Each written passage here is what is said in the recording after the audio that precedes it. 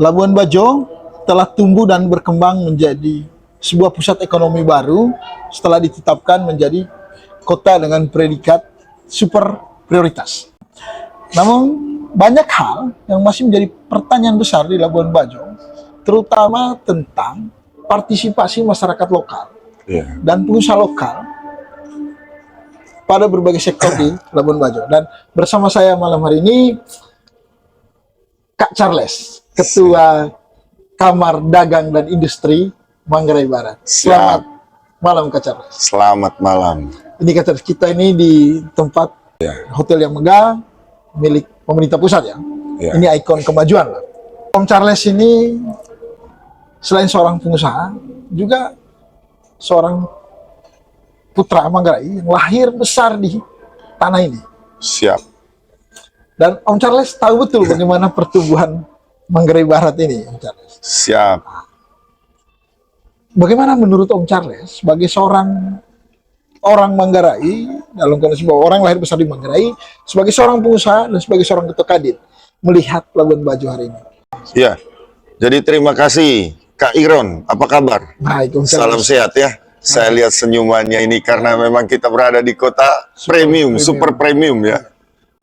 Kadin melihat apa sudah yang terjadi di daerah ini pertama begini, kita harus berterima kasih nih Pak, karena dengan Labuan Bajo sudah ditetapkan sebagai daerah super destinasi premium priority. Keren nggak itu? Prioritas dan premium. Premium priority Pak. Jadi Jadi kalau kata priority itu berarti dia yang harus dari beberapa daerah, oh ya yang ini. Nah gitu. Karena ini ditetapkan oleh the number one people of Indonesia, yaitu Bapak Presiden Joko Widodo. Walaupun kemarin sudah ada pemilihan presiden dan kita tahu presiden yang terpilih adalah Bapak Prabowo dan wakil presiden yaitu Gibran Rakabuming Raka. Nah, mengapa saya harus sampaikan ini duluan Pak? Supaya kita tahu di level mana ini kita. Nah, terus apa dampak dari keadaan premium yang ada, pariwisata yang ada bagi Manggarai Barat? Kan itu pertanyaannya kakak ya. Nah, sekarang kita melihat Manggarai Barat ini kan ada 12 kecamatan. Yang kalau kita lihat dari data BPS 2023, hampir kurang lebih 90% adalah petani, nelayan, perkebunan. Berarti PDRB-nya untuk pendapatan pertanian lebih besar di Manggarai Barat. Mungkin di bawah kurang lebih 15% tadi, yaitu pariwisata.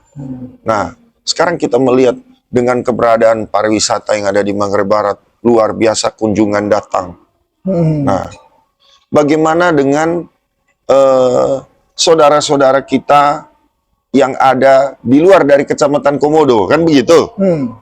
Nah, apa dampaknya yang mereka harus lihat? Ya, pertanyaan sederhananya kan gini Om Charles. Om Charles sebagai ketua Kadin. Ya. Gimana sih partisipasi pengusaha di Labuan Bajo ini? Gitu loh. Itu kan petani tadi. Ya. Nah, tapi pengusaha kita gimana? Ya, kalau kita lihat memang berbagai acara-acara ini semua itu dihandle dari pusat, Pak. Ya. Dan ini yang harus kita lakukan bersama. Nah, kami sebagai pengusaha ya bisa kita mengajak kepada teman-teman pengusaha. Tapi kan ada batasan. Sini kan ada otoritanya, ada pemerintahnya. Iya, itu dia. Nah, sekarang kita berbicara, apakah pengusaha bisa ngatur semua? Kami memang kalau mengikuti Kadin ini kan sesuai dengan Undang-Undang Nomor 1 tahun 1987. Kita induknya pengusaha mitra strategis pemerintah. Tapi kan kita adalah mitra saja, Pak. Kita bisa memberikan masukan. Emang Kadin, pemerintah nggak pernah ngajak Kadin tuh. Kadin Mabar tuh ngobrol gimana membangun. Iya. Ini pertanyaan bagus ini. Ya. Luar biasa. Ya. Jadi memang kalau kami berbicara ya, kalau saya nih, saya sebagai pengusaha ya, sebagai masyarakat Manggarai Barat, lahir di Manggarai ya, dan ini kan pemekaran Manggarai Barat. Dan kedua, sebagai pengusaha yang ada, yang bekerja sebagai pengusaha, melihat ini juga bahwa teman-teman pariwisata dan lain-lain ini apa yang harus kita kerjakan. Ini bagaimana? Ada nggak sukacita ini dengan keberadaannya pariwisata premium? Mungkin ini permasalahan yang Pak maksudkan, Ya, atau gimana? ini pertanyaan untuk Ketua Kadin. Ya, So, gimana keterlibatan pengusaha lokal di bawah yang dikoordinasikan oleh Kadin selama ini di Manggarai Barat? Bisa nggak dia mengakses ini semua? Bisa nggak dia berpartisipasi dalam pertumbuhan Labuan Bajo hari ini? Atau jangan-jangan dia hanya mendapat remah-remah kecil? waduh. Ya, jadi begini ya. Kalau kami lihat memang karena ini semua pembangunan ini kan kalau lihat ini Marina Waterfront ya, Ya. ini Meru Ora, terus ada Puncak Waringin, ada Batu Cermin, semua dibangun pusat kan. Iya. Nah, terus apakah kami bisa menata ini? Pertanyaan kan begitu. Terlibat Bisa nggak? kontrol nggak? Ha.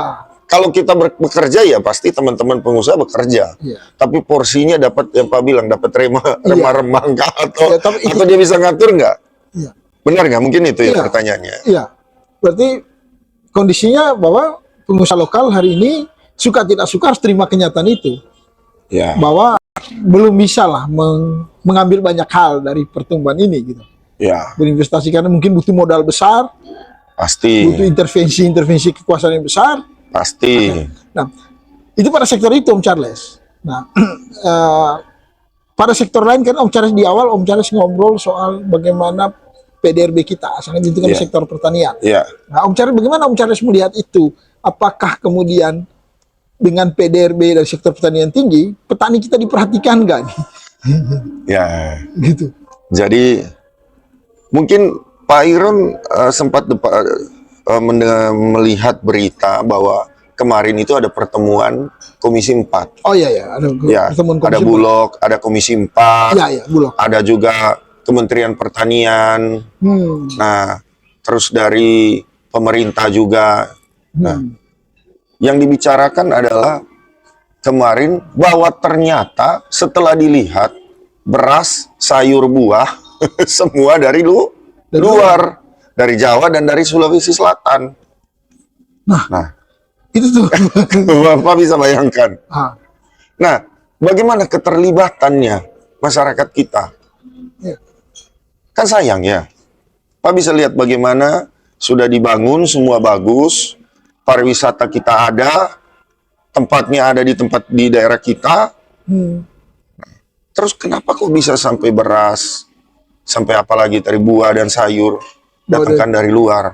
Dan ini kan mereka yang bahas, Pak. Kami Kadin kan tidak diikut sertakan. Nah, itu yang saya bilang tadi. Gitu. Oh, jangan-jangan Kadin selama ini nggak pernah diajak ngobrol.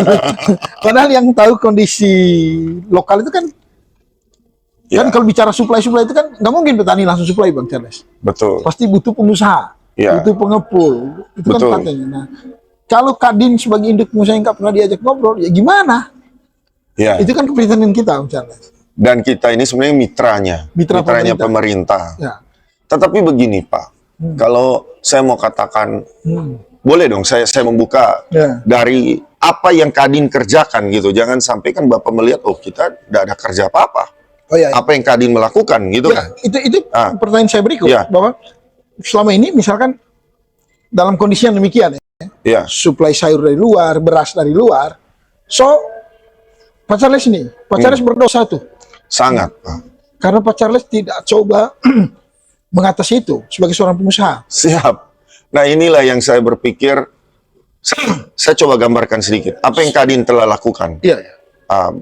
Kenapa kita ada di Hotel Meru Ora ini? Sejarah dari awalnya seperti apa kan kita tahu semua. Boleh, Nah, boleh. yang kedua, Bapak melihat di sebelah kita ini kan ada Marina Waterfront, pelabuhan. Pintu masuknya untuk para wisatawan menuju ke pulau-pulau destinasi. Ada Pulau Padar, Pulau Rinca, Pulau Kanawa, yang lain-lain lah banyak ya. Nah, jadi pada tahun 2018, setelah kami dipercayakan sebagai pemimpin Kadin Manggarai Barat, kami mulai berpikir dan mengajak bahwa teman-teman pengusaha mari kita duduk bersama terkait tentang Labuan Bajo ini, karena sudah pada waktu sale komodo dan mulai booming ya, naik terus di 2018, kami berkomunikasi kami mengajak, bagaimana kalau kita studi banding, melihat Labuan Bajo ini, bagaimana keamanan, kenyamanan, keselamatan, pariwisata. Dan kita studi banding, waktu itu kami komunikasi dengan Kepala Otoritas Tanjung Priuk, Pak. Studi bandingnya di Pelabuhan Otoritas Utama Tanjung Priuk. Jadi pelabuhan yang terbesar di Indonesia kami melakukan studi banding. Dan itu saya mengajak KUPP, waktu itu masih kelas KUPP. Sekarang kan Kepala Sabandar Otoritas Pelabuhan ya. Jadi KUPP, ada Polres, tentang Kaptipmas, bagaimana, terus kejaksaan juga kita undang. Tapi yang terus dari tim pemerintah dan Bupati sebenarnya kita undang juga, tapi karena waktu itu Pak Bupati ada kesibukan, ya sudah, kami tetap melakukan dan diterima dengan baik. Dan kita melihat bagaimana tentang pelabuhan di sana. Memang bermimpi itu wajar ya, benar nggak? Kenapa? Karena kita sudah ditetapkan sebagai daerah premium. Berarti kita mau pada posisi yang bermimpi yang bagus. Ya, ini 2018. Waktu itu kami bertemu di sana. Memang semua itu menggunakan kayak robot, semua sistem. Tapi kami mau lihat bagaimana sistemnya, bagaimana ini. Dari hasil itu kami sampaikan kepada pemerintah. Hasil dan puji Tuhan, mulai ada pembaharuan dan di 2020 pembangunan ini berjalan baik semua. Dan akhirnya mulai dibentuk bagaimana penataan kapal-kapal pariwisata, zonasi, labu, navigasi. Kapal-kapal ini, di mana mau kapal ini posisi di mana, kapal ini di mana, yang GT 30, GT kemana, di bawah 30, GT 7 kemana, GT yang besar gimana, kapal cruise di mana, semua itu sudah diatur oleh peraturan menteri. Kenapa penting ini kita harus bahas? Nah, yang kemudian kami melihat setelah itu mulai Labuan Bajo, mulai jadilah pembangunan dan 2000 berapa? 19 20, 21 COVID, 2022, 2023 kita mulai, 2022 bulan Juni sudah mulai kita mulai, dan ada peresmian segala macam. Nah, jadi setelah itu Pak, saya melihat teman-teman pengusaha yang di sini, bisa nggak mereka bangun hotel yang besar, kayak hotel berbintang, kayak menurut Pak gimana? Saya kira itu tidak mudah lah. Dan bukan tidak bisa, mungkin belum bisa. Nah, jadi akhirnya mulailah dengan pembangunan terjadi. Bapak Presiden kita ya, dia mulai melakukan promosi di mana-mana sehingga orang datang investasi. Yang harus kita pikir adalah Pak, bagaimana kita menjaga apa yang menjadi kebutuhan bagi pariwisata. Bisa nggak orang kita bangun hotel Marriott? Bisa nggak bangun Meriora? Bisa nggak bangun yang lain? Paling kita level bintang 3 ke bawah. Yang kedua, setelah kami melihat itu, apa dampaknya yang harus kita kerjakan? Nah, Kadin mulai melihat, wah, terlalu jauh kita eksklusifnya di sini. Pada tahun 2022, ini saya harus cerita kenapa Pak ini kan mau menggali apa yang dikerjakan Kadin. 2022 kemudian, nah kita berbicara tentang pertanian. Bagaimana mau support kepada pariwisata yang disebut dengan logistik. Mimpi saya adalah logistik tourism. Karena kita sudah daerah pariwisata. Pariwisata ada prime mover, roda penggerak utamanya. Nah, ternyata sebelum pariwisata ada pertanian. Daerah kita kan lumbung pangan. Setelah itu saya dipanggil oleh kementerian. Duduk bersama dengan teman-teman pengusaha yang ada di sana. Saat itu kita dipercayakan jadi off-taker untuk jagung. Tapi saya berpikir, wah kalau teman-teman pengusaha pertanian ini lebih banyak, mereka lebih paham kalau tanam padi, Pak. Ya, kemudian saya menanyakan teman-teman di sana, kalau mesin padi apa itu, kira-kira gimana? Tolong beritahu saya. Bagaimana buat berasnya, bagaimana ini? Mereka tanya begini, Pak Charles, emang NTT itu ada sawah atau enggak? Oh ya? Masa satu provinsi, masa satu daerah tidak ada sawah? Kan nggak paham. Nggak mungkin dong, Pak. Ini jangan ngomong Manggarai Barat, Pak. Ini kita naik lagi sedikit. Ternyata mereka tanya, emang NTT ada sawah? Masa satu daerah nggak ada sawah? Akhirnya saya dengan Pak Direktur Pertanian, Pak Batara, kami dua baku lihat sih. Sepertinya ada apa ini? Dan saya mulai bangun komunikasi dengan pengusaha itu. Di sana di Jawa Timur tuh off-taker besar semua, Pak. Pabrik-pabrik besar di sana. Akhirnya kami duduk. Saya ingin nanya, kenapa kamu bilang nggak ada sawah? Jadi mereka ketawa-ketawa lagi di situ. Pak Charles tahu. Semua ini kami yang support ke daerahmu, Pak. Ke NTT. Dengan bangga saya katakan, bagaimana food estate yang di Sumba? Mereka katakan begini. On the way, Pak, 20 kontainer beras ke sana. Berarti belum jalan, nggak jalan tuh food estate. Ya, Bapak menilai sendiri lah. Yang kedua, habis itu, Manggarai Barat. Pengusaha satu saya nggak boleh sebut ya, nggak enak kan. Ya, ini kita harus menjaga lah. Tapi nggak boleh nyebut nama. Jangan boleh nyebut nama mereka dan branding produk mereka nggak boleh. Tapi ada di pasaran lah, saya tahu produk-produk kita digugah. Nanti kita digugah. Nanti kita dapat panggilan dari Polres. Ya, jadi lanjut. Setelah itu, saya nanya, gimana Manggarai Barat? Penjualan paling tertinggi, Pak. Penjualan paling beras masuk di daerah ini dari Jawa itu paling tertinggi di sini. Oke, sampai di situ dulu Om Charles. Artinya kan Om Charles berbicara tentang bagaimana cara berada Kadin terhadap dalam konteks pembangunan daerah ini. Salah satu contohnya tadi bagaimana 2018 itu. Iya. Pertanyaan sederhananya kan gini Om Charles. Kadin itu kan isinya pengusaha. Iya. Kadin itu bukan lembaga swadaya masyarakat gitu. Iya. Atau bagian dari Kementerian Sosial atau lembaga kajian. Kadin itu adalah kumpulan pengusaha. So setelah dibangun ruang buat pengusaha itu tadi untuk masuk berupaya, mungkin terlalu jauh yang lain. Kita bicara pelabuhan saja. Kita tapi karena itu diberikan. Nah, jadi begini Pak, ini bukan kewenangan daerah. Ya, tidak sedang berbicara kewenangan daerah, berbicara soal ketika mau kewenangan siapa saja. Tapi suka tidak suka, faktanya Kadin juga turut berpartisipasi mendorong itu tumbuh dan berjalan dengan baik. Oh, wajib. Kita harus menjaga ini, Pak. Nah, itu kerja sosialnya. Ya. Itu tugasnya. Tetapi bagaimanapun di dalam Kadin itu kan ada pengusaha. Betul. Apa setelah jadi, pengusahanya diajak nggak nih? Kadinnya diajak nggak nih untuk memikirkan, oke udah, ini udah jadi dah. Apa namanya, waterfront udah jadi nih. Iya. Pelabuhan multipurpose sudah jadi nih. Iya. Ayo Kadin, mari kita pikirkan sama-sama nih. Gimana cara pengusaha lokal dilibatkan? Sampai ke situ nggak itu diajak? Atau jangan sampai setelah jadi Kadinnya udah, terima kasih ya Kadin. Gitu. Ya, jadi gini Pak. Gitu. Kadin itu adalah suatu induk pengusaha. Tetapi di dalam Kadin itu ada juga organisasi anggota luar biasa, asosiasi. Contoh, ada ASITA, ada HPI, ada APBMI, Asosiasi Bongkar Muat, ada Asosiasi Logistik. Nah, ini kalau kita mau di pelabuhan ya, usaha-usaha jasa terkait. Ada keagenan kapal, ada apa lagi? Pengusaha mungkin konstruksi, ya kan?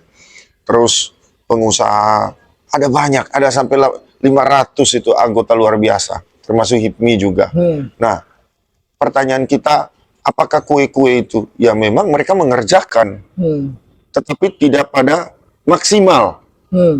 Nah, yang pada saat kita melakukan diskusi ke waktu itu, kita memikirkan bagaimana adanya one gate system. Dan dilakukan nggak hari ini? Kami udah usul, Pak. Dan kemarin kami juga dari Kadin meminta kepada Kemenhub bahwa biarlah Marina Waterfront ini, ya biar ada satu gedung yang ada, biar juga kita bisa ikut bersama. Sehingga nanti kegiatan-kegiatan itu bisa kita ikut bergabung dan menata. Kan pengusaha kami. Iya. Takutnya kan gini Om Charles. Om Charles ini ketua Kadin. Kaget Om Charles besok mau ngurus bisnis di pelabuhan itu, malah dipersulit. Oh, ketua Kadinnya udah dipersulit, gimana pengusahanya? Kan gitu. Tapi, puji Tuhan sampai hari ini tidak dipersulit. Baik semua. Mereka sangat baik dan support. Dan puji Tuhan kepala Sabandar KSOP yang baru dengan kepala seksi-seksi, karena kita udah naik kelas. Ya, pelayanan melayani koordinasi tetap bagus sekali. Dan Nah, kami senang. Hanya memang tadi kembali yang Bapak mau sampaikan, saya tahu ada banyak mengeluh teman-teman, baik dari travel agent, yang kedua transportasi darat, terus kuliner UMKM. Nah, kebanyakan acara-acara yang dilakukan itu dari pusat, ya, sehingga mereka punya orang sendiri yang pusat yang handle di sini. Akhirnya mereka yang lobby sendiri, kemudian mereka hanya membagi, ini kau punya, ini kau punya. Terakhir harganya dikasih mepet. Daripada teman-teman bilang, daripada kami tidak dapat makan, biar sudah kami ambil kerjaan itu. Ya. Dan ini yang terjadi, Pak. Ya. Saya sedih memang. Saya mengatakan, ya, saya rasa kita harus bersatu bersama dan bagaimana ya? Saya rasa kementerian ini sudah sering buat lakukan kegiatan di sini, Pak. Ya. Yang mau itu kita bersatu, ada satu sistem, ada satu aturan, legacy yang harus diberikan. Tadi Om Charles ngomong soal beras. Pertanian. Ya. Itu tadi pertanian, sampai ngomong bahwa beras di Labuan Bajo ini banyak datang dari luar. Iya. Bahkan penjualan tertinggi itu beras dari Makassar itu di Labuan Bajo, tanpa menyebut siapa pengusahanya. Iya. Nah, apa yang Om Charles lakukan? Dan yang saya dengar, ini Om Charles akhir-akhir ini kan gencar sekali buat pabrik beras sendiri. Iya. Nah, dan ya malam ini Om Charles memberikan contohnya, ini satu beras super premium ya. Iya. Beras super premium dan coba masuk ke pasar Labuan Bajo misalnya. Iya. Nah, itu tadi Om Charles. Apa Om Charles yakin ini barang ini akan bisa sustainable ke depan melihat gempuran dari luar? Nah, itu pertanyaannya sangat bagus. Ya. Dan ini kalau Pak bertanya dan minta saya kerjakan, saya siap. Apalagi kalau kemarin Komisi 4 bilang gitu, Pak biar kami yang ngurus. Jangan ngajak saya ngomong HUP lagi gitu. Oh, soal apa tadi? HAP itu. HAP. Nah, itu nantilah kita ngomong HAP. Karena Bupati Manggarai Barat tuh pengen jadikan Labuan Bajo HAP pertanian gitu. Iya. Nah, saya sendiri juga nggak ngerti itu HAP itu apa. Ya, tanya beliau lah. Gitu. Nah, mungkin Om Charles lah, bantulah kita jelasin itu. Oke. Gitu. Saya cerita lanjut. Tadi Pak potong bagaimana memulai sampai saya terpanggil dan itu sebenarnya memalukan ya. Sampai tadi mengatakan kita nggak ada sawah. Kenapa inilah titiknya Pak. Saya mulai mengerjakan ini dan saya mau buktikan bahwa ternyata kita ada sawah. Bukan sawah yang ini Pak, tapi goalnya itu beras gitu ya. Oke. Jadi setelah itu saya pulang ke Labuan Bajo. Saya ingin tahu mengapa pembicaraan itu seperti itu. Dan saya lihat kualitas beras petani. Saya turun, saya pergilah ke salah satu desa di Compang Longo, di kelompok Tani Handel, di situ di Gorang juga. Saya dekat-dekat saja. Saya bertanya, apalagi Pak bilang itu dosa saya lagi karena lalai mungkin ya sebagai ketua tadi. Jangan pelabuhan cukup sudah ya, karena di sini banyak tembok yang harus kita lewat Pak. Banyak tembok ini, mau itu, mau ini. Nggak mau jujur dari tadi bilang, itu ada tembok. Ada tembok Pak. Temboknya keras itu. Jadi ternyata di pertanian tidak ada tembok. Enak sekali kita jalan gitu ya. Belum terformasi. Setelah kami turun, kami bertemu dengan petani, bapak-bapak mama yang ada di petani bilang begini, apa yang kami tanya, apa yang kami Kadin harus lakukan? Saya bilang, jangan kamu lihat Kadin itu punya hotel, punya mewah, kapal besar, yacht, orang kaya, orang punya pesawat ini. Kadin itu adalah semua pengusaha UMKM juga. Bapak mama bisa jual beras ya Kadin gitu loh. Karena Kadin ini mewakili pengusaha Pak. Itu aturannya. Nah, waktu saya tanya mereka begitu, mereka bilang begini, tolong Pak Kadin, Pak Charles, kami tidak bisa membangun hotel yang mewah. Pertama, hotel. Yang kedua, kami tidak bisa bangun restoran yang bagus. Kami tidak bisa beli kapal pinisi yang mewah, Pak. Tapi kami tahu di Labuan itu ada kota sudah maju pariwisata. Yang kami inginkan apa? Produk beras kami. Waktu itu beras. Kalau ada buah, mungkin buah mereka omong. Kalau ada sayur, ya sayur. Tapi mereka kata, tolong Pak, beras kami ini bisa ada di pasar-pasar itu. Saya bilang, Tuhan, ini ternyata jawabannya. Dan setelah saya survei, saya nanya, kalian jual beras di mana selama ini? Beras kami jual hanya di pasar lokal Peksambi. Terus bagaimana? Apakah hotel apa ini? Nggak Pak, kami nggak tahu mau kemana. Kami hanya begini Pak. Saya kemudian mengatakan, inilah challenge saya. Benar ini. Saya mati. Tunggu kalian, teman-teman pengusaha itu. Kamu pikir kami nggak bisa?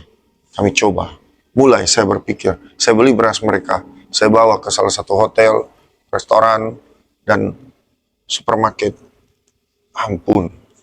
Semua branding itu penuh di toko. Bagaimana beras ini dengan ini? Tuhan Allah, ini bagaimana? Akhirnya saya mulai berpikir, saya memang kerja sebagai pengusaha di pertanian. Kita selama ini jual bibit, pupuk, obat, dan saprodi. Ya, ternyata saya harus naik kelas. Bagaimana saya jadi off-taker mereka. Kemudian saya sebagai ketua Kadin melihat ada program yang kita harus kerjakan, yaitu pertanian hub. Pak, arti pertanian hub itu apa itu? Ya. Pertanian hub itu Bupati baru nyebut itu, pengen jadikan Manggarai Barat ini itu untuk pertanian hub itu apa? Nah, jadi begini, kalau cari di Google pertanian hub itu tidak ada arti. Yang ada kreatif hub. Jadi hub ini, karena waktu saya duduk di kantor, saya lihat ada modem, ada ini. Oh, dia menghubungkan.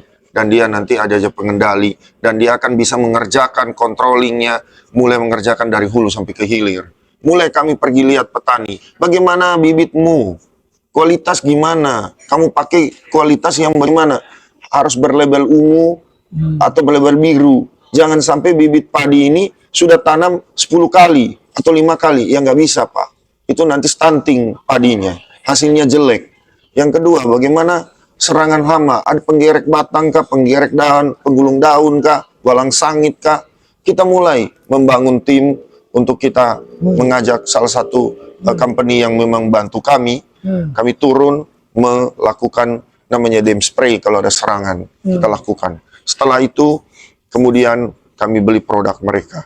Ya, saya akhirnya menginvestasi salah satu mesin yang disebut dengan RMP, Rice Mile Plant. Ternyata Pak, di NTT baru saya. Setelah saya membeli, saya coba proses, dan kemudian saya bawa ke lab melalui Dinas Pertanian di sini, dan kemudian komunikasi dengan Dinas Pertanian Provinsi NTT. Lab beras ini dibawa ke sana. Dan pada waktu mereka menanyakan, Pak, Bapak mau tes apa? Saya mau jadikan beras ini premium, hasil labnya. Kemudian mereka bilang, Pak, NTT ini, jangankan Bapak mau premium, medium saja belum ada kita. Tuhan lagi. Jadi hati-hati ini penting. Kemudian saya mau. Dan akhirnya mereka bawa ke lab, periksa kualitas kita. Wah, bagus. Makanya branding namanya super premium. Ya. Ternyata beras kita bagus. Hanya memang pada pasca panen, kebanyakan petani ini mungkin mesinnya atau apanya, dan juga kualitas pengeringannya membuat prosesnya patah-patah berasnya. Tapi nggak apa-apa. Memang mesin kita akhirnya ada terjadi kesusutan, ya. Dan setelah itu beras itu jadi, saya buat packaging yang baik. Saya mengajak petani ini, mari, apa yang lu ingin tuh, mimpi nggak? Dalam program tadi, Kadin Pertanian Hub. Nah, kemudian dari Kadin Indonesia mengatakan, Ami ada mau lakukan Impact Award, Kadin Impact Award. Nah, dari NTT mengatakan, ketua kita, wah, Manggarai Barat itu coba, karena saya lihat kamu punya mesin, kamu punya ini, coba kamu ikut. Oke, itu yang abang sudah lakukan. Kemudian setelah itu ajak petani ini, kita coba. Dia beli beras dia dengan harga yang baik. Beras itu saya poles dengan baik, buat packaging yang bagus. Saya ajak, mari kita pergi jual. Ya karena Kadin tadi ada masuknya network dengan teman-teman pengusaha yang ada. Kita tinggal telepon, tolong kapal, waktu itu kapal Cengho, tolong kami mau jual produk ini ke sana. Kami dijemput, petani dinaikkan di speed, kita jalan ke laut, naik kapal pinisi, ya. Kemudian setelah itu kita bargaining dengan perusahaan kapal di dalam dengan kapten. Mana beras terbaikmu yang ada di dalam kapal? Keluarkan. gaya ya Iya. dikeluarkan. Ya, ada salah satu branding lah, Pandan Wangi atau Putri Thailand waktu itu. Cocokan. Dia katakan, ini beras Manggarai Barat ya Pak ya? Iya, ini petani yang punya ini. Iya, ini. Wah, luar biasa ya. Setelah itu kami mungkin ada ke Meruora dan bertemu dengan chefnya di sini, diuji coba kualitas baik. Kemudian kita ke Fresa, salah satu supermarket. Langsung boleh kita sebut karena ini supermarket ya. Ada Dennis Mart, ada Sasgo, ada Fresa. Kita ajak ini petani juga pergi ke sana. Dan dia merasa, wih, ternyata ketemu dengan manajer di sana. Ini Bapak punya beras ya? Saya baru tahu loh Manggarai Barat punya beras. Akhirnya, ya mulailah ya. Pada saat ASEAN Summit 2023, kita omong 2023 ini. 2023 bulan Mei, itu kan seluruh ada 11 negara. Pemimpin negaranya datang di Labuan Bajo. Kita ada kegiatan KTT ASEAN Summit. Termasuk Timor Leste diundang. Nah, salah satu ada nama ketua CCI TL itu kalau kita ini Kadin gitu ya, ketua Kadin. Jadi dia datang. Itu yang menceritakan Kadin diajak ke Timor Leste. Jadi pada saat karena Kadin ini adalah ketuaan pengusaha pada saat ASEAN Summit ini kan eventnya pemerintah ya negara. Tetapi untuk ketuaan pengusaha-pengusaha itu Kadin Indonesia adalah ketuanya. Paham ya? Sehingga kita masuk dalam ABAC, ASEAN Business Advisory Council. Dan waktu itu di restoran La Moringa, apa yang kita mau dorong nih? Kopi ada, apalagi coklat ada, kelor ada semua. Tapi mereka ya yang undang pengusaha besar dari Singapura, dari mana lagi? Timor Leste, dari mana lagi itu? Dari Thailand. Ya, negara ASEAN. Negara-negara ASEAN semua ada 11 negara itu. Vietnam terutama, kamu ngomong beras, kan saya yang suplai kamu Indonesia. Jadi tidak terlalu. Tapi Timor Leste, Pak, bisa nggak Bapak buat begini tempat saya? Makanya saya diundang. Iya, kemarin ke Timor Leste dan udah panen perdana di Timor Leste. Bulan Mei itu saya diundang, bulan Juli saya keliling kemana-mana, Mamiase, Baukau, Maliana, ada beberapa wilayah tuh keliling dan kita lakukan apa coba? Program tadi itu hub yang Pak bilang itu, Kadin Pertanian Hub, karena kita sama-sama Kadin kita lakukan di sana. Panen tanggal 12 Maret kemarin, perdana selama 21 tahun. Nah, itu tadi sampai di situ Om Charles. Kan Om Charles ngomong soal minum lagi. Ya hub, ya silakan. Kalau saya lihat hub tadi itu, kata kuncinya kan soal bagaimana mempraktikkan hub itu, menerapkan hub itu. Ini Dinas Pertanian akan kemana nantinya kalau ngomong hub itu? Karena kan mulai dari awal penataan harus dikawal gitu. Nah, berarti ini kan butuh bersinergi dengan pemerintah, Om Charles. Ya. Oke. Butuh bersinergi dengan pemerintah.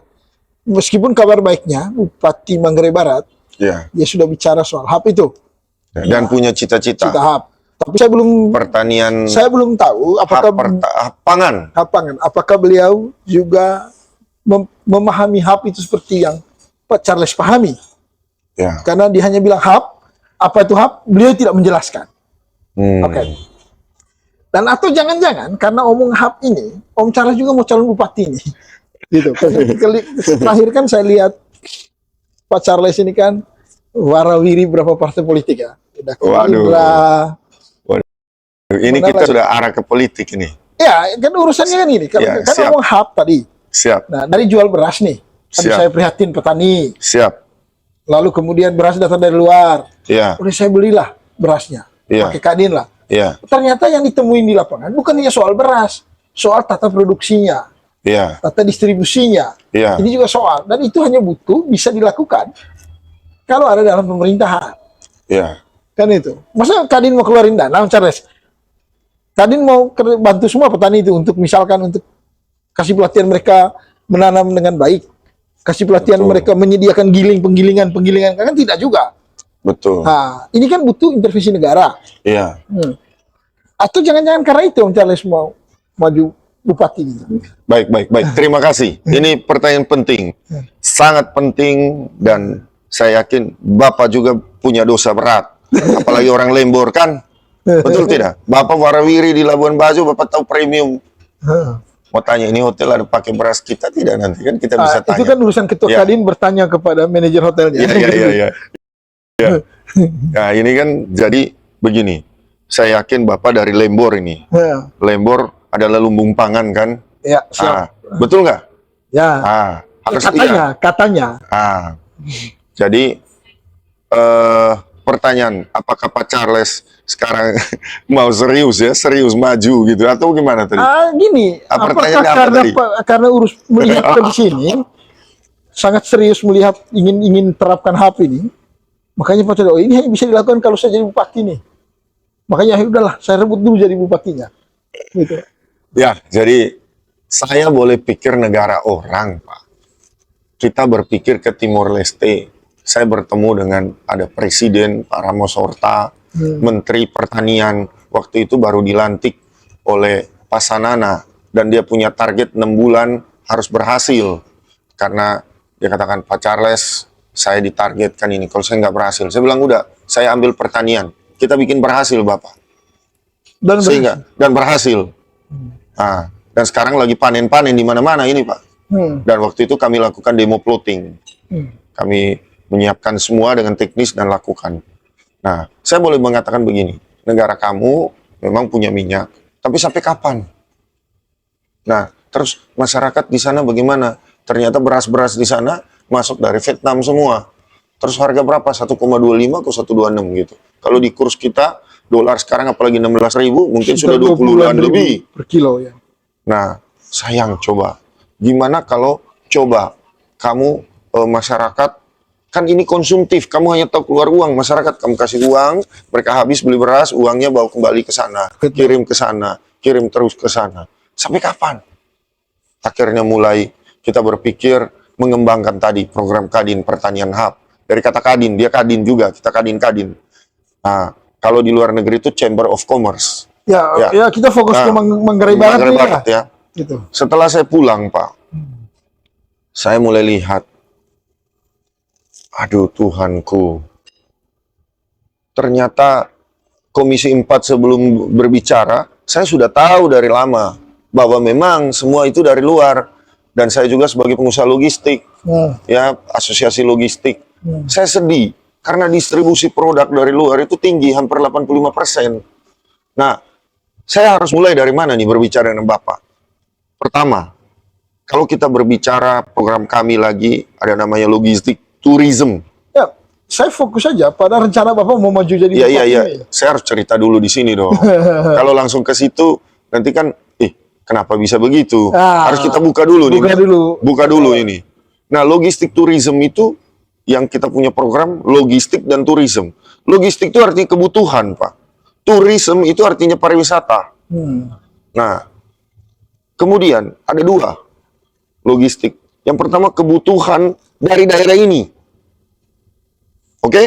Dari daerah ini apa kebutuhannya untuk pariwisata ini? Yang kedua, kebutuhan yang harus didatangkan dari luar Manggarai Barat. Kalau yang dari luar, yaitu kita tidak punya produksi. Contoh, sabun, sikat gigi, odol, minyak goreng, kita tidak bisa. Itu dari pusat mau sampai desa, kecamatan, kita harus beli dari luar. Dan itu everyday consumer goods ya namanya ya. Nah, sekarang kalau untuk perut, kita harus datangkan dari luar Manggarai Barat. Menurut Pak gimana? Ya, itu soal, itu kan soal. Jadi pertanyaan saya, kalau yang untuk perut harus kita kan dari luar, ya itu akan menjadi soal. Kita akan bergantung pada luar. Apa beda kita Timor Leste dengan Manggarai Barat saat ini? Atas kesalahan itu maka Om Charles kemudian memikirkan. Saya memikirkan. Yang kedua, saya katakan, ampun, barusan tadi 29 April kemarin terbuka ternyata rapat komisi. Nah, dan akhirnya melihat, oh ternyata beras itu dari Sulawesi Selatan dan dari Jawa. Nah, itu tadi, makan kenapa harus dari luar? Oke. Pada lumbung pangan ada, kita punya daerah pertanian juga ada. Nah, kemudian saya melihat lagi, apa dampak pariwisata yang ada di Manggarai Barat ini?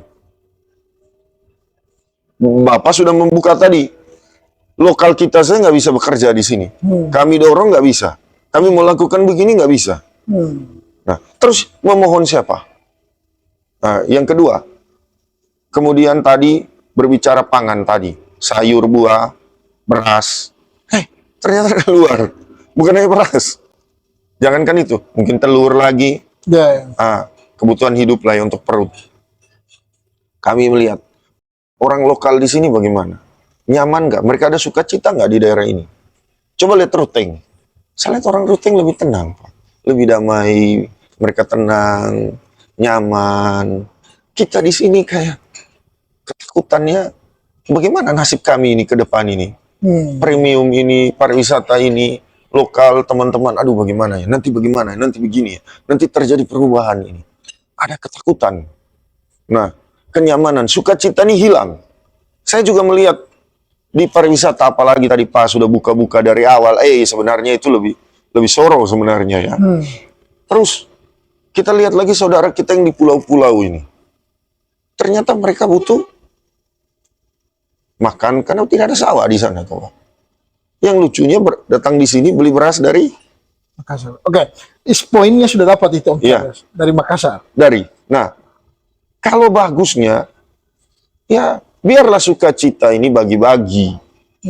Bagi-baginya bagaimana? Pariwisata, hotel ini seperti yang kita lakukan bagi Bapak Mama itu yang minta. Tolong Kadin, biar kami punya produk itu ada. Nah, kalau ada hotel, dia bangun, dia bisa datangkan wisatawan ini. Dia ingat, kalau beras, sayur, saya punya saudara yang di Lembor. Mungkin ada satu desa banyak, desa Kakor. Nah, saya pernah Itu ke sana. kampungnya Pak Bupati. Iya, saya pernah ke sana. Di Daleng. Kan itu sumber-sumber, Pak. Nah, Siru, itu kemarin kami turun ke sana juga.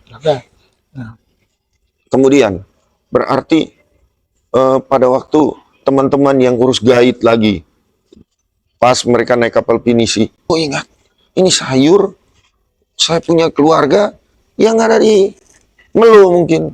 Ini buah, saya punya saudara yang ada dari Doso mungkin, atau pacar. Yang ada kan tidak ada. Oke, itu problem kita, Om Charles. Itu problem kita hari ini. Nah, yang coba mau diatasi. inilah makanya saya berpikir, Tuhan, apakah harus menunggu, apakah sampai kembali? Apakah sampai Tuhan Yesus datang kedua kali? Tidak berubah. Kenapa Charles harus pikir jauh-jauh negara orang? Ternyata saya punya daerah begini. Saya punya ACKE, saya punya saudara-saudara yang ada di mana-mana yang ada di sini, sahabat-sahabat. Saya pergi ke petani, saya lihat mereka nggak ada sukacita, Pak. Kasihan. Nah, terus premium ini apa dampaknya bagi mereka? Kalau tidak kita kerjakan sekarang, mohon maaf, itu gagal namanya. Apalagi ke depan program Bapak Presiden yang terpilih, yaitu Bapak Prabowo dan Gibran, tentang penguatan pangan, makan gratis. Nah, nanti ada anak-anak SD, SMP, SMA harus diberikan makan gratis. Masa beras dari Jawa, beras dari Makassar? Terus kita mau buat apa? Ya, poinnya didapat itu, bahwa ini problem kita. Nah, itu dosa Bapak juga dari Lembor itu. Dosa kita semua. Iya. Tapi poinnya saya, apakah karena melihat tembok-tembok itu, intervensi itu, Om Charles mau maju, calon bupati, karena merefleksikan itu semua, ini butuh kekuasaan ini. Kalau kata Ahok kan gini, kalau saya kenapa saya mau jadi gubernur politisi, kata Ahok. Kalau saya punya 10 juta uang, saya bagikan ke rakyat 1 juta, hanya 10 orang ya bisa dapat. Kalau Om Charles misalkan punya uang 1 miliar, harus mengintervensi pertanian di Lembor, ya mungkin hanya 10-20 petani atau 100 petani saja yang kan mampu diatasi. Nah, tapi kalau Om Charles jadi bupati misalkan, itu bisa diintervensi, hampir puluhan ribu petani bisa bantu misalkan. Siap, siap. Apakah karena itu Om Charles warawiri ke partai politik selama ini mau mencalonkan diri atau hanya mau gimmick aja? Jadi gini Pak, Gitu. pertanyaannya bagus. Kan Bapak lihat, kita ini kan bukan orang politik. Ya, Pak pernah dengar nggak saya politik? Nggak ada kan? nggak ada, tapi Nggak ada kan? makanya harus tanya gitu. Dan memulai ini pada saat berbicara tentang pangan ini, saya ya memikirkan Tuhan tolong daerah saya inilah. Saya sedih. Saya di toko saya, toko Mulia Tani, itu namanya Mulia Tani, mulia bagi petani. Kenapa? Saya udah mulai melihat kasihan mereka. Kemana mereka ini? Mereka harus curhat kepada siapa? Mereka harus bagaimana? Nah, kemarin 2023 irigasi dikerjakan, total loss pertanian. Ini di Komodo baru buka irigasi bulan Februari. Mereka belum panen. Kasihan. Padahal mereka harus butuh beli. Padahal punya lahan sawah, beli beras ke Labuan Bajo, beras dari luar. Coba Pak pikir. Ya, Nah, kemudian setelah itu saya nunggu dan didatangi dari DPP DPP Gerindra. apa itu? Oh, Partai Gerindra, partainya Gerindra. Pak Prabowo. Gitu. Nah, waktu itu mau bertemu saya bagaimana berbicara tentang penguatan pangan. Karena mereka bilang di mana yang berhasil di NTT. Nah, Kadin Indonesia memberikan Kadin NTT. Karena kami ini Pak, puji Tuhan dengan program Kadin Pertanian Hub, itu sebenarnya tidak ada program Kadin Indonesia, Kadin Pertanian Hub. Yang ada hanya ekonomi berkelanjutan. Kalau buka di Google, Pertanian Hub, muncul Kadin Pertanian Hub. Nah, jadi yang ada Pertanian Hub itu hanya di Manggarai Barat ini.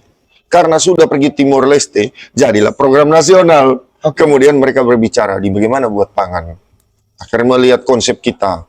Berbicaralah kemarin, tanggal berapa ya saya? Ya gimana dengan Gerindra itu? Nah. Jadi mereka bertemu dengan saya. Tiba-tiba Ketua Gerindra Manggarai Barat mengatakan, Pak Charles, kami baru lagi ada pembukaan pendaftaran bupati, wakil bupati. Jikalau bisa, Pak Charles ikut daftar. Dan mereka bilang, tolong Pak. Saya pikir ini main-main gila kah atau gimana, atau menyenangkan saya. Setelah saya, ya jadi kunjungan DPP itu Ibu Serena, ya, dia itu adalah wakil ketua KTI, ya, yang kedua sekretaris partai sayapnya Gerindra dan juga staf ahli khusus kepresidenan. Jadi dia bilang, thank you, Pak Charles sudah menggambarkan pertanian. Karena begini, waktu yang hadir beliau, terus ada partai Gerindra yang dari Bejawa, ketua Kadin Bajawa juga itu sahabat kita juga. Kemarin dia maju pemilihan legislatif, dia dapat juga ya maksudnya. Nah, kemudian mereka bilang begini, kami baru lihat, ternyata tidak semua pengusaha itu mau turun ke petani, mau dengar petani, dan bahkan sampai kalau sawahnya tidak berhasil, didoakan juga gitu. Jadi saya bilang ya, mungkin saya tuh terpanggil untuk mengerjakan itu, dan saya bahagia. Dan setelah itu kami menunjukkan mesin, dan mereka melihat memang bukan Pak Charles ini omon-omon. Apa yang Pak Charles omong berasnya, dan kami mempelajari kualitas beras dari Lembor bagaimana, dari Gorang bagaimana, dari Boleng bagaimana, dari mana-mana. Ini loh kita petakan semua. It's okay. Kemudian saya pikir dia hanya ngomong, dan setelah itu langsung dia mau diberita, diminta Ketua Kadin Mabar, Ketua Kadin Gerindra minta untuk daftar calon bupati. Nah, menurut Pak gimana? Kalau partai sudah bilang begitu, apakah kita mau nolak? Ya, maksud saya serius nggak? Karena Gerindra itu hanya punya 3 kursi. Ya berarti harus kolaborasi dengan partai lain, toh, Pak. Betul lain. Dan itu kan tugas Pak Charles. Dan kita memang sudah komunikasi. Sudah komunikasi. Berarti Ya. serius nih mau maju Oh, nih. serius, Pak. Serius mau maju. Serius lah. Atau jangan-jangan kata orang bilang gini Om Charles. Om Charles itu mungkin hanya gimmick, mau promosi beras aja. Karena setiap kali daftar bawa beras. Pertanyaan saya, salah atau tidak kalau saya bawa beras ke partai, Ya Pak? boleh juga kan. Tidak, pertanyaan saya dong. Ya, Jangan sampai Bapak bilang dia mau jual beras. Tidak ada yang salah. Karena begini Pak, pada waktu saya bertemu dengan daftar di partai, saya nanya, yang bapak mama petani, yang keluarga petani, 100% mereka semua katakan mereka adalah Keluarga dari petani. dari petani. Terus saya bawa beras dengan petani, yang saya beli beras dari dia, dan saya tingkatkan jadi premium. Mereka bilang begini, aduh Pak, Bapak ini kalau mau politik mungkin masih orang politik ya baru kami melihat. Tapi Bapak ini sebelum jadi pemimpin saja, Bapak sudah bikin sukacita bagi petani yang Bapak ajak pergi daftar. Dan kami sudah melihat bukti. Dan saya memohon, tolonglah. Ini sebelum rapat Komisi 4 ini Pak. Jadi saya memohon, tolonglah. Biar beras-beras yang ada petani ini. Tugas partai, kalian beli. Dan kedua, jadikan ini banyak. Karena kami punya kapasitas juga. Kami tidak bisa intervensi kan. Bisa nggak saya bilang, woi tolong beli semua ini beras. Marah-marah orang, nggak bisa Pak. Nggak boleh begitu. Salah satu program dari 12 program Edi Weng sebelum jadi bupati itu. Ya Bapak, program apa kira-kira yang Salah satunya adalah soal sonasi, lalu bicara tentang bagaimana pertanian itu ada intervensi teknologi dalam urusan pertanian. Bahkan beliau pernah bilang bahwa ya bisa semprot pertanian pakai drone. ya? Kan gitu. Walaupun sampai hari ini tidak. Tadi Pak Charles bilang, wah ini kalau kita ini ada gagal ini, kita gagal ini. Menurut Saya tidak bilang dia menurut gagal, Pak. bukan. Saya hanya mengatakan Tidak. jangan Saya tidak mengatakan framing ke gagal dia ini, Pak. Bukan. Tapi Pak bisa melihat. Kalau kita tidak ngurus ini, Karena begini, kalau kita tidak ngurus ini, kalau kita beliau tahun ke depan. begini Pak, beliau kan sendiri yang mengatakan adalah begini. Ya ini kan sudah ada di berita mengatakan setelah saya lihat ternyata beras selama ini dari Jawa dan Sulawesi. Nah pertanyaannya kan yang berbicara ini siapa? Yang berbicara siapa? Banyak pihak, Om Charles. Bukan yang berbicara saat itu kepada ketua Komisi 4.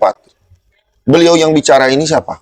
Ya mungkin saya tidak terlalu pantau siapa yang bicara. Mungkin Pak Bupati atau siapa lah. Ya berarti kan dia orang paling berkuasa di daerah ini. Nggak ada yang lagi kan? Berarti Pak Bupati gitu. Iya dong. Oke, Pak Bupati. Berarti kan dia yang paling berkuasa.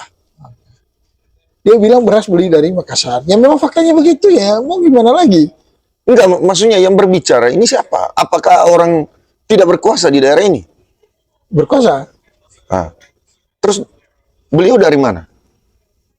Ya, poinnya apa Om Charles dari situ? Ya, artinya yang Bapak mau katakan tadi, Pak Charles, dari program dia, apakah gagal atau tidak? Ya Bapak bisa menilai sendiri kan? Bukan, saya tidak mau mengatakan soal gagal. Tapi saya mau katakan gini. Beliau ini kan punya program. Lalu Om Charles bilang, kalau 20 tahun ini kita tidak pikirkan Israel, 20 tahun ke depan kita akan gagal. Ini celaka besar. Jangan 20 tahun, Pak, 5 tahun lagi. 5 tahun lagi kita akan Karena celaka negara-negara semua lagi krisis. Berarti Lagi berbicara tentang penguatan pangan. Oke, berarti 12 program unggulan ini kemarin ini sepertinya tidak bisa berjalan dengan maksimal, khususnya untuk sektor pertanian itu ya. Ya, Harusnya kan tidak bicara ini lagi. Kita kan tidak bicara soal kualitas padi kita, kualitas beras kita, ya, hasil pertanian akan baik gitu. Kalau dikerjakan secara ya, maksimal gitu. betul, Nah, betul. soal gagal dan tidak biarkan rakyat yang menilainya Pak Charles. Iya. Kan gitu. Nah, lalu pertanyaannya, kalau kan Pak Charles kan pengusaha gitu. Kalau Pak Charles tidak, kan ketua kadin itu kan mitra pemerintah. Bisik aja lah kepada calon-calon itu, kenapa sendirian harus maju? Ya, pertanyaan itu bagus sekali ya. Nah, pertanyaannya begini. Saya melihat bahwa kalau saya membisik ke mereka, ya itu tadi, yang pemimpin saudara ini, yang dia pikirkan sendiri aja nggak bisa dijalankan. iya, Ya. mau kita bisik ke orang lain bagaimana? Apa bisa jalan atau tidak? Yang pertama itu. Partai politik. Beliau ini kan orang politik, Pak. Raja politik di negeri ini. Jangan ketawa dong. Benar.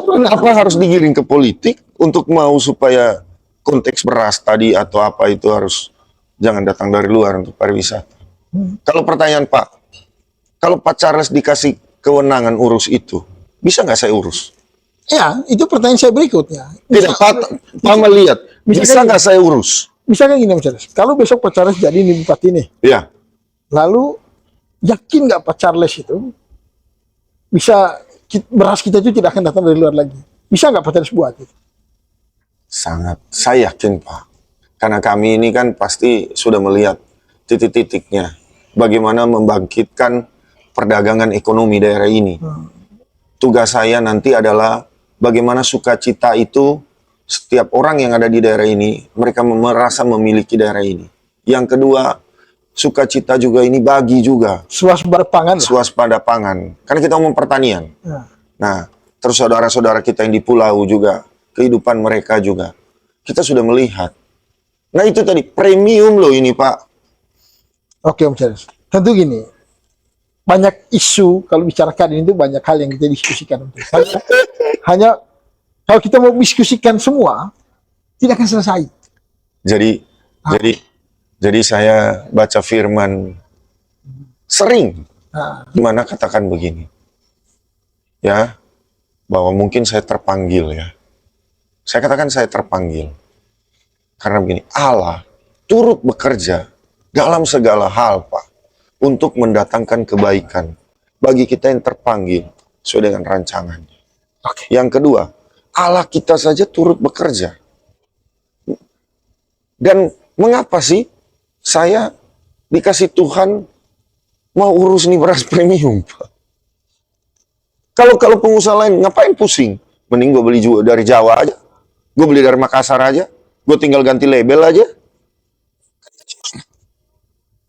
Gue mau kasih label umpama Doso, label apa, gue bilang aja. Tapi saya nggak mau. Ya. Makanya mesin saya harus punya mesin itu. Saya nggak mau. Kalau saya pergi ke Kupang, di sana ada beras-beras ini, beras-beras itu. Labelnya memang Kupang, Nona Kupang, Nona Manis, Inaboy, apa. Saya ketemu bosnya. Bro, kenapa kamu nggak mau? Ngapain, Pak? Mending saya datangkan dari Jawa. Saya tinggal buat branding aja. Saya nggak mau pusing kepala. Tapi saya berpikir, kalau saya tidak lakukan itu teman-teman yang di sana bilang, emang ente tidak ada sawah. Hari ini, kamu tidak bisa bilang lagi. Walaupun kapasitas kecil. Tapi saya mau buktikan, ternyata beras kita. Bahkan saya pernah liburan ke Singapura, saya pergi ada salah satu restoran di sana, ayam penyet lah ya. Kan kita suka makan Indonesia. Saya masuk ke perusahaan itu. Saya bilang, Ibu, mohon maaf. Beras kamu kok kurang nyaman. Kurang enak. Ini. Kalau di luar negeri kita mau tegur bisa, Pak. Kita bilang bisa. Karena itu mereka respect.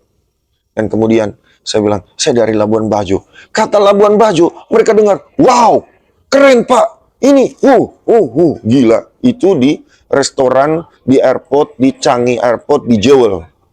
Ya, nah, saya bilang, saya juga punya beras. Boleh nggak saya ikut menawarkan beras ini? Dengan harga gimana? Saya ikut pasaran kamu gimana? Saya bawa kemasan, saya tunjukkan. Mereka bilang, wow, jikalau ternyata Labuan Bajo punya beras juga yang baik. Ini hanya merubah paradigma, Pak. Bisa nggak Pak bayangkan? Kalau nanti direct flight antara Singapura dengan Labuan Bajo, bisa nggak kita punya ACKE ini ada buka restoran di sana? Itu yang harus kita bargaining. Ya, itu yang harus kita bicarakan ke depan. Sukacita nggak? Sukacita. Wah, tos dulu. Terima kasih.